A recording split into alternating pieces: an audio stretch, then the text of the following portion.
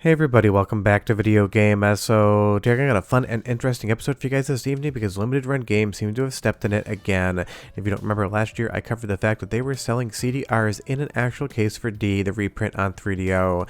Now some of their NES games have been found to be using the improper voltages on the actual game cartridge, PCB in and of itself, which could damage and even ruin your NES console in the long term. And the one thing you do not want when you buy a game is to think that it might actually break your console when you play it. It's absolutely disappointing, so we're going to talk about that today. But honestly, as far as a concept, what Limited Run Games does, I actually do appreciate. I think there is a lot of space in the retro gaming community and the retro gaming collective at whole to actually have these fun reprints. There's a lot of games out there that people like on the shelf, and in a lot of instances they produce physical copies of games that would be download-only titles.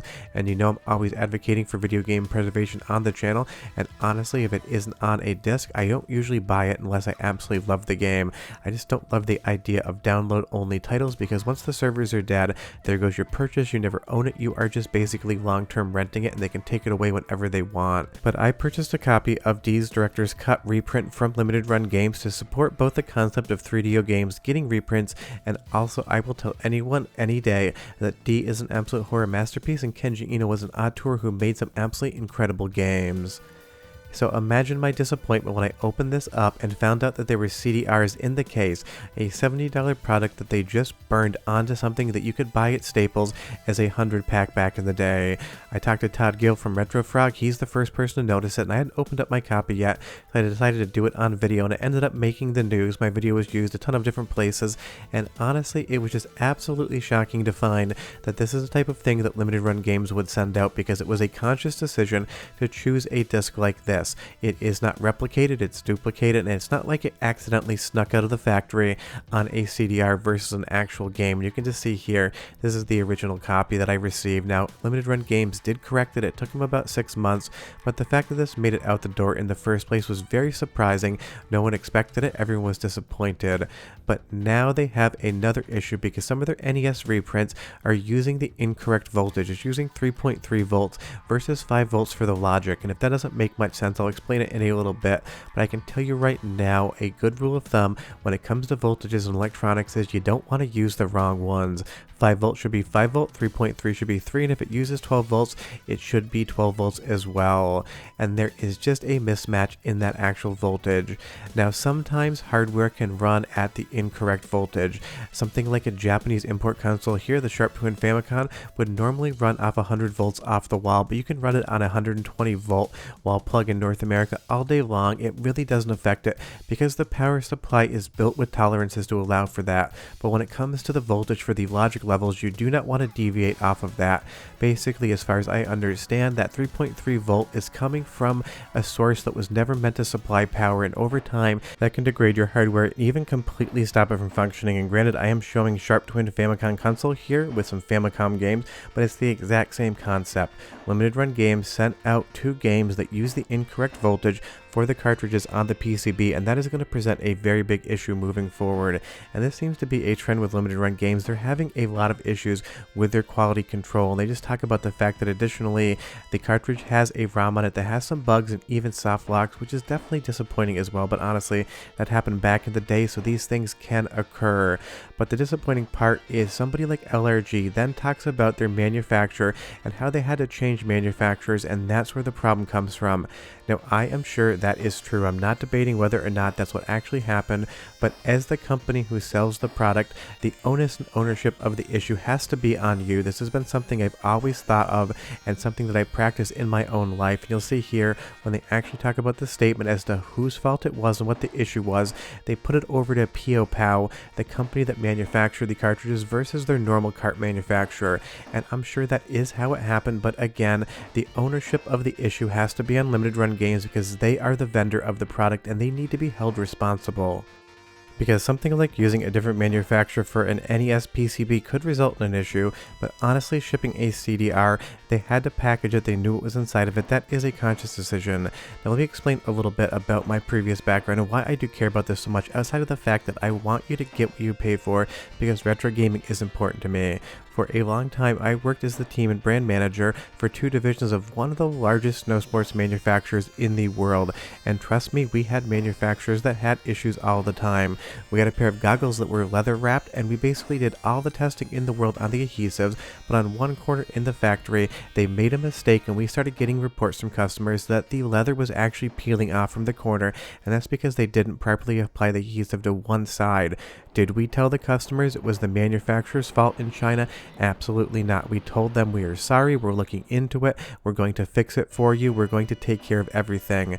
That is what Limited Run Games needs to do when they make these statements, because there's so many different articles out there about them having issues, and every single article ends up with, we're really sorry, but this manufacturer or that manufacturer did this, and we just didn't notice. Well, the reality is, of course there's going to be some things that slip through the cracks. You make this many products like we used to back in the day, it is impossible to follow everything 100% of the way, and it's one of those things. They talk about the fact that it takes them forever to make things, and that honestly I could understand that. They are between a rock and a hard place because they do pre-sales of a lot of products so people get enough copies so they can buy them, but then they actually have to manufacture them, and that does take some time. But honestly, Limited Run Games needs to do a better job of this. They talk about realizing their errors and they talk about correcting them in the future, but at the same time they also just put the ownership of the problem under the different manufacturing partners, and that is disappointing. It's basically saying, hey, if it was just up to us it would have been fine, but this group let us down. But as the actual vendor, as the company, it is their responsibility. And they talk about the fact that they did use a different vendor. Retrobit did the first batch of games like Holy Diver and R-Type, and those were correct, but then they go on to say that their new publisher made the mistake and that they're going to do better quality assurance and testing in the future. Well, here's the reality of this. These games should not be leaving the Limited Run Games factory or shipping department until they have been properly tested. One of the first things you're going to test is the fact that the voltages aren't correct. When you're dealing with electronics, manufacturing them, developing PCBs, modding arcade boards like I do, the number one thing you check at the top is that all of the voltages are correct in spec and going where they need to be. And then after you're done with all of the other work, before you hit the power button, you double and triple check those voltages again, because at worst, if you screw up, you're going to let the magic smoke escape, and at best, you're going to be doing something to the PCB that over time is going to cause a problem, because not every single voltage problem is going to be poof, you see a spark, you smell the smoke, and everything is dead. Sometimes it's just going to diminish the life of the hardware, and that's what would happen in the instance of the NES carts and with the CDRs for D's Diner Director's Cut. If your 3DO would even boot them, and a lot of 3DOs wouldn't, it can in fact diminish the quality and lifespan of the laser over time, because the laser has to upvolt a little bit to read the difference in reflectivity. And they talk about the fact that if they stray from Retrobit in the future, they're going to be doing more testing. Well, here's a bit of advice and something that I've always used in my working life. The best way to not have a problem is to ensure that everything is done correctly the first time. If you do your proper testing, if you do everything right, then 99 out of 100 issues can be found and stopped before they ever get into customers' hands. An ounce of prevention is worth a pound of cure in this instance. And that is the reality of what LRG is doing here. Everything is somebody else's fault, but they promise to do a better job moving forward. And again, I 100% get LRG sends a lot of products out. Manufacturing things is not easy. It is a background I do have, and sometimes even though you try to check and test and confirm everything, there's going to be a problem with a product that gets out into the world, and you're going to have to take care of it, even though they said that it was just a mistake that D was sent out on a CDR because they found it to have the most compatibility, which was just not true whatsoever. But if you just do the right thing the first time, you don't have issues. And when the co-founder that left LRG said that selling CDRs was always the idea so they could save money, it is not a good look in any way, shape, or form for the company.